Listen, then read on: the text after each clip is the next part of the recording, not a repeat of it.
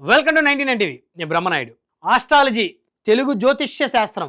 అసలు తెలుగు జ్యోతిష్య శాస్త్రం అంటే ఏంటి అని మనం ముందుగా తెలుసుకుందాం. మన ఆస్ట్రాలజీ ఛానల్లో మరి భవిష్యత్తులో అనేకమైనటువంటి అంశాలు జ్యోతిష్యం గురించి మనం మాట్లాడుకుందాం. అసలు ముందు జ్యోతిష్యాన్ని నమ్మొచ్చా, అసలు ఆ జ్యోతిష్యం అంటే ఏంటి అనేటువంటి అంశం మనతో చర్చించడం కోసం ఫోన్ లైన్లో అందుబాటులోకి వస్తున్నారు ప్రముఖ ఆస్ట్రాలజిస్ట్ అమరం నరేష్ గారు. ఫోన్ లైన్లో అందుబాటులో ఉన్నారు, వారితో మాట్లాడదాం. నమస్తే అండి అమరం నరేష్ గారు. నమస్తే అండి నరేష్ గారు, ఆస్ట్రాలజీ తెలుగు జ్యోతిష్య శాస్త్రం, అసలు ఆస్ట్రాలజీ అంటే ఏంటి నరేష్ గారు? ఆస్ట్రాలజీ అనేది ఇంగ్లీష్ పదం అండి, జ్యోతిష్య శాస్త్రం అనేది తెలుగు పదము. అవును. అసలు జ్యోతిష్యము అంటే మన యొక్క భూతకాలము మరియు వర్తమానము మరియు భవిష్యత్తు గురించి తెలిపేటువంటి వేదాంగము అంటుందండి. ఓకే. వేదాంగము అంటే ఏమంటే మన యొక్క పురాతన చరిత్రలో సనాతన ధర్మంలో వేదాలు 4, వేదాంగాలు 6 ఉంటాయండి. ఓకే. ఆ వేదాంగాలు 6 ఒక భాగమైనటువంటిది జ్యోతిష శాస్త్రం. ఓకే. జ్యోతిష శాస్త్రం అని ఎందుకు అంటున్నాము అంటే ఖచ్చితమైనటువంటి ప్రమాణాలు ఏవైతే ఏ శాస్త్రం అయితే ఉంటాయో, ఇప్పుడు గణిత శాస్త్రము, విజ్ఞాన శాస్త్రము, సాంఘిక శాస్త్రం అని ఎట్లా మనం అంటాము అంటే అర్థం ఏంటి అంటే ప్రామాణికం అని అర్థం. అంత ప్రామాణికమైనది కాబట్టి జ్యోతిష శాస్త్రము అంటాము. అందువల్లనే యూనివర్సిటీస్ కూడా, విశ్వవిద్యాలయాలు, ఆంధ్రప్రదేశ్ భారతదేశం అంతా విశ్వవిద్యాలయాలు కూడా జ్యోతిష్యాన్ని ఒక సబ్జెక్ట్ గా పెట్టి మన యొక్క ధర్మాన్ని రచించడం అనేది పక్కన పెడితే మనుషుల యొక్క స్థితిగతులను ముందే పసిగట్టడము, ఎక్స్ప్రెషన్ చేయడానికి ఉపయోగపడేది జ్యోతిష శాస్త్రము. ఓకే. జ్యోతిష్యం అంటే అది అంటే మనిషి యొక్క చరిత్రను, వర్తమానాన్ని, భవిష్యత్తును పక్కడిబందిగా ఖచ్చితంగా అంచనా వేయడాన్ని జ్యోతిష్యం అంటాం. శాస్త్రము అంటే ఖచ్చితంగా ప్రామాణికమైనది కాబట్టి శాస్త్రము అంటాం. అయితే జ్యోతిష్య శాస్త్రాన్ని భవిష్యత్తు, గతం, వర్తమానం, అవును. సో ఈ 3 ఒక సగటు మనిషి జీవితంలో ఈ గతం, వర్తమానం, భవిష్యత్తుకు సంబంధించినటువంటి అంశాలు ఈ శాస్త్రాన్ని ఉపయోగించి ఖచ్చితంగా తెలుసుకోవచ్చా నరేష్ గారు? 100% తెలుసుకోవచ్చు అండి, అందులో సందేహమే వద్దు. కానీ మనకు చెప్పేటువంటి యొక్క వ్యక్తి చాలా ఇంపార్టెంట్. ఎగ్జాంపుల్ చెప్తానండి. ఇప్పుడు మనం ఒక డాక్టర్ దగ్గరికి వెళ్తామండి, ఆ డాక్టర్ దగ్గర మనకు రోగం నయం కాకపోతే ఆ డాక్టర్ మనం బ్లేమ్ చేయకూడదు, డాక్టర్ బ్లేమ్ చేయాలా. ఓకే. వైద్య శాస్త్రాన్ని బ్లేమ్ చేయకూడదు. అవును. అట్లా జ్యోతిష్యం అనేది కూడా పర్ఫెక్ట్ పర్సన్ దగ్గరికి పోవాలి. జ్యోతిష్యము వేరు, పూజలు వేరండి. అవును. పూజారులు వేరు, జ్యోతిష్యం ఏమైతే పూజారులు కూడా జ్యోతిషం చెప్తారు. అవును. వస్తే చెప్పడం తప్పు కాదు. అవును. కానీ జ్యోతిష్యం అనేది ఒక ప్రొఫెషనల్ కోర్స్ ఇది. అవును. కాబట్టి జ్యోతిష్యం అనే ప్రొఫెషనల్ కోర్సులో ఎవరంటే వాళ్ళు చెప్పడం వల్ల, వాళ్ళకి అవగాహన లేకపోవడం వల్ల దీని మీద ఎప్పుడూ ఫరెవర్ ఒక డౌట్ ఉంటూనే ఉంటుంది. ఓకే. మీకు టైం ఉందంటే ఒక చిన్న కథ చెప్తాను, 2 నిమిషాలు. ప్లీజ్ చెప్పండి నరేష్ గారు. మన యొక్క గుప్తుల కాలంలో మనకు నవరత్నాలను కవులు ఉండేవాళ్ళు. అవునండి. అవును. ఈ నవరత్నాల కవులకు ఒక చిన్నది ఏం జరిగిందంటే, ఆ రాజుగారికి ఒక బాబు పుడతాడు. సంతానం పుట్టినప్పుడు అందరూ అతని యొక్క డేట్ చెప్తారు. డేట్ డిసైడ్ చేసినప్పుడు ఇతను ఏమైతాడో మా అబ్బాయి అని అన్నప్పుడు 9 మందిలో కాకుండా పక్క రాజ్యాల వాళ్ళు కూడా వచ్చేసి నీ కొడుకు పెద్ద మేధావి, వీరుడు, సూర్యుడు అని చెప్తారు రాజు కాబట్టి. ఓకే. ఆఖరికి ఎవరు మన ప్రతి ఒక్కరు, మన కాళిదాసు అంతటి వాడు కూడా ఆయనను పొగుడతాడు. మిహిరుడు అనేటువంటి ఒక వ్యక్తి నేను ఉన్నది చెప్తాననేసి, లేదు ఈ అబ్బాయి so and so year, so and so date, ఇతను ఒక అటవీ మృగము చేత చంపబడతాడు అని చెప్తాడు. ఓకే. ఒక అటవీ మృగం తోటి, అటవిక జాతి మృగముతో చంపబడతాడు మీ అబ్బాయి అని రాస్తాడు. రాజుగారి కుమారుణ్ణి. ఎస్. ఓకే. రాజుగారు ఏమంటాడు, సరే ఆయనేం కోపడ్డాడు, సరే ఆ టైం వరకు వెయిట్ చేద్దాము, ఒకవేళ తప్పు అయిందంటే మాత్రం నీ తల తీసేస్తా అంటాడు. ఓకే. మంచిది అంటాడు ఇతను. ఓకే. ఆ రోజు రానే వచ్చింది. రాజ్యంలోని ప్రజలందరూ ఈ రోజు ఎదురు చూస్తున్నారు, ఈ రోజు మిగిలుడు చనిపోతాడు, చంపేస్తాడని చెప్పాడు. అప్పుడు ఈయన రాజు ఏం చేశాడు, ఆ అబ్బాయిని ఇంట్లోంచి బయటికి వెళ్లకుండా కోట చుట్టూ చీమ కూడా ఎంటర్ కాకుండా ఒక ప్రహరీ కూడా కడతాడు. ఓకే. కట్టేసి సెక్యూరిటీ పెడతాడు, ఒక అడవిగా రాకుండా. ఓకే.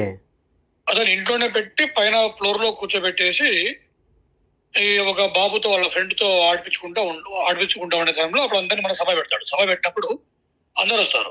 ఉమ్, అందరు వచ్చిన తర్వాత సరే ఇక టైం అయింది కదా, మిగిలిడు చెప్పిన టైము, మా బాబుని పిలుచుకొని వస్తాను అని చెప్పి పైకి వెళ్తాడు. ఉమ్, పైకి వెళ్ళినప్పుడు ఆ ఫ్రెండ్ ఉంటాడు, ఆ బాబు ఫ్రెండ్, అతను ఉండడు వాడ.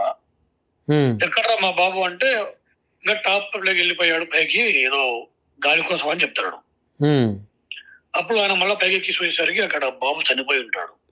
అయ్యో ఎలా? చనిపోతాడు అదే ఎందుకు చనిపోతాడు అంటే ఉమ్, గుప్తుల కాలం యొక్క రాజ చిహ్నం వచ్చేసి ఉమ్, వరహం అంటే పంది. అవును. దాని యొక్క ఆకారం ఆ సింబల్ పైన ఉంటది వాళ్ళకు.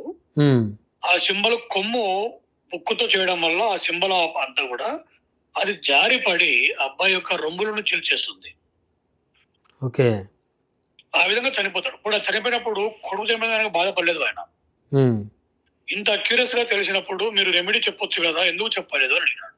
ఉమ్, మీరు ప్రపంచంలోని మొత్తం మన విశ్వంలో ఉన్నటువంటి అందరి జ్యోతిషులతో మాట విన్నారు, ఉమ్, నన్ను టెస్ట్ చేయాలని చూశారు తప్ప నన్ను ఒక్కరు మీరు అడగలేదు స్వామి, అడగకుండా చెప్పకూడదు జ్యోతిష్యం అనేది ఓకే అని చెప్తాడు.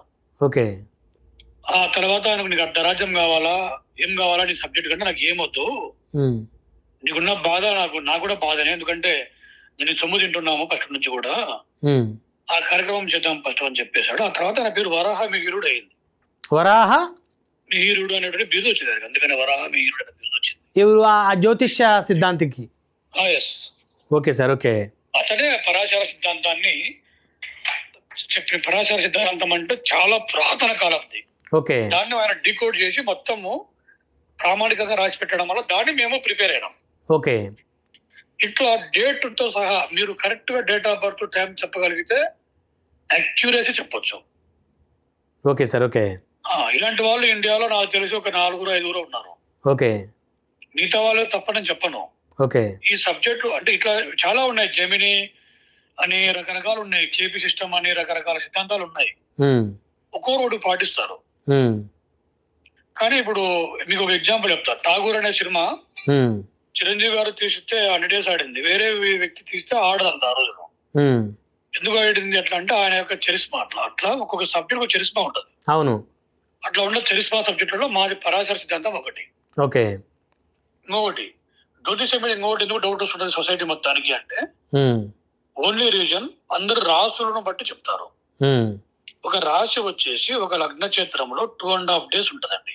ఉమ్, అంటే 50, 48, 12, ఉమ్, 60 గంటల సేపు 60 hours ఉమ్, ఎవరు పుట్టినా గానీ అందరికి అదే రాశి వస్తుంది.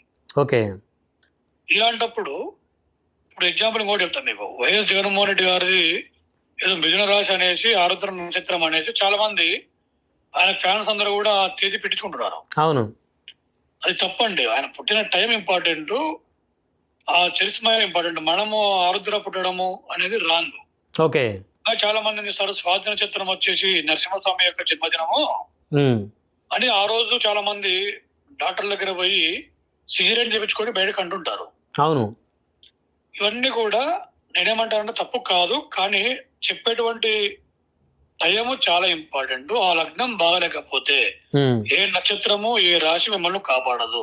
ఉమ్, దీనివల్ల ఏమవుతుందంటే సోషల్ లైఫ్ లో అవును. జ్యోతిష్యం మీద అనుమానాలు వస్తుంటాయి. ఓకే. రెండో పాయింట్, ఉమ్, ఎందుకు మీరు మీలాంటి వాళ్ళు ఇట్లా ప్రముఖ జర్నలిస్టులు అందరూ ఎందుకు ఇట్లా మాట్లాడుతున్నారు అంటే, ఉమ్, మా వాళ్ళలో చెప్పే వాళ్ళకి కలత్ర దోషం అంటే అర్థం చాలా మంది తెలియదు. కలత్రం అంటే సరం అంటాం, భార్య లేదా భర్త సరాన్ని వివాహం అంటాం దాన్ని. ఉమ్, కలత్రం అనగా కలయిక.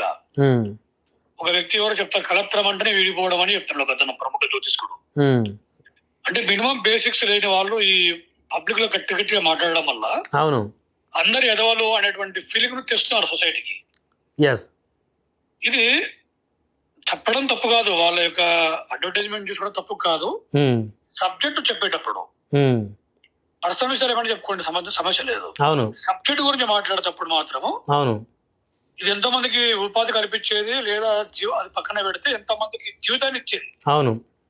రెస్పెక్ట్ పోగొట్టద్దు అనేది నా ఉద్దేశం. ధన్యవాదాలు అమరం నరేష్ గారు. థ్యాంక్ యూ అండి.